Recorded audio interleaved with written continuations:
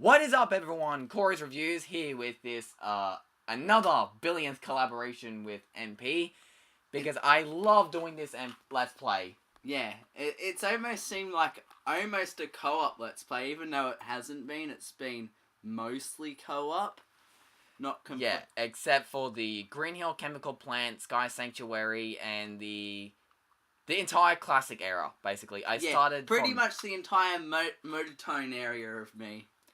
yeah. I honestly agree because if you watch this bit, like any of our bits, and then MP's Green Hill bits back to back, you will hear that he is very monotone, and Google Translate has more personality than he does. Yes, it does. Yeah, which is one of the reasons why I love doing these videos with him, because I feel like the MP's personality really shows when he has someone to talk to when doing it. Yeah, because then we can make fun of each other and do all other fun things. Or we can make fun of this absolutely terrible boss fight.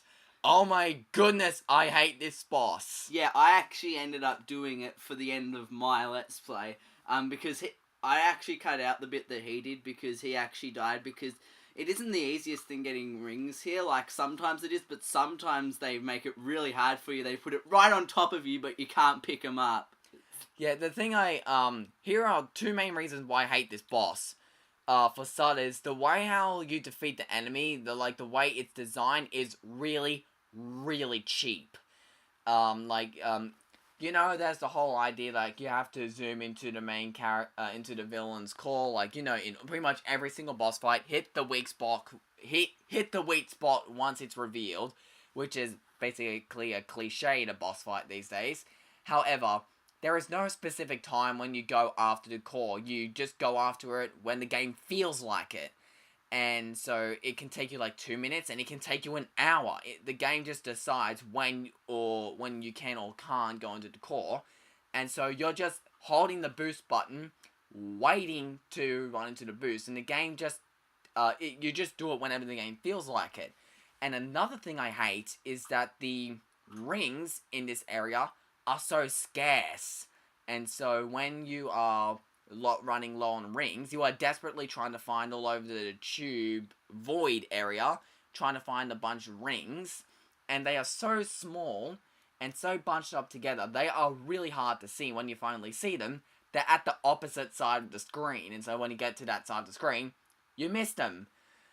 Which is infuriating. Yeah. I hate this boss fight. Yeah, I don't hate it as much, but I think the time warp thing is so cheap, how it makes you, like, so slow that you're almost up to them, and then they time warp you, so you're nowhere near them now. I know, seriously, look how far away he is from you. Yeah, but especially the time warp thing, that pisses... that makes me so angry. That's the only thing... That's one of the only things in this one that really makes me angry, but I don't hate it that much. It's just like more of a not really like boss fight.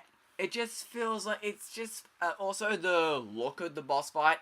Like, it's in a purple void with clocks everywhere, and if you look closely, you can see pieces of broken stages, and that sounds awesome, but it really isn't. Like, the boss fight just feels so generic.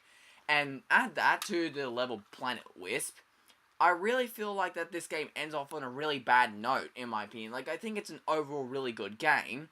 However, I just feel like that the final level and the final boss really leaves a bad taste in my mouth, because I just think that this boss fight is terrible. And we generally go back over stages and boss fights, but this is the only one we really don't go to. And Planet Wisp, but... Yeah. Usually whenever I pop Sonic Generations in, I only play like some of my favorite modern levels, like Chemical Plant, Green Hill Modern, City Escape, Speed Highway, and Crisis City.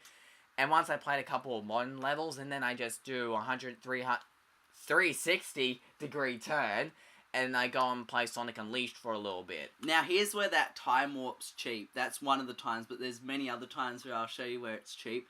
But another thing as well, the reason why Corey was complaining about the rings, if you've never played a Sonic game in your life, when he goes yellow and when he's supersonic, he loses rings constantly, but only because if he gets hurt by something, he doesn't get hurt by anything. But if he has 0 rings, you lose, pretty much. So, Once he gets to 0 rings, you die, and you Yeah. have to start again. and now here's where it's really cheap, because I was halfway to him, and now I'm going to be nowhere near him. I'm going to be miles away from him because of that time warp. I was really close to making a Miles Tails per hour Tails reference. Because I make terrible puns out of everything. And I try to be somewhat clever with my humor whenever I try to be funny on my channel. However, in person, I make really, really bad puns. Well, I can make just as bad puns. Oh yeah, like one time I was in Bunnings and I was in the aisle that had a bunch of lights, and I said to I was with my father and I said, "This is the light side of the shop." And We're about to destroy the core of the beast. The game's about to be over, and the Let's Play. Thank you for watching the Let's Play. thank you so much for having me. If you want to check out my channel, hopefully MP will leave a link in the description below. But if you want to check out my channel, as I said before, I do movie review related stuff. So expect lots of movies. I've reviewed stuff like Back to the Future, some modern movies like Zootopia, Independence Day, and that's basically it. So, hasta la vista, baby. See ya. Thank you for watching my amazing Let's Play.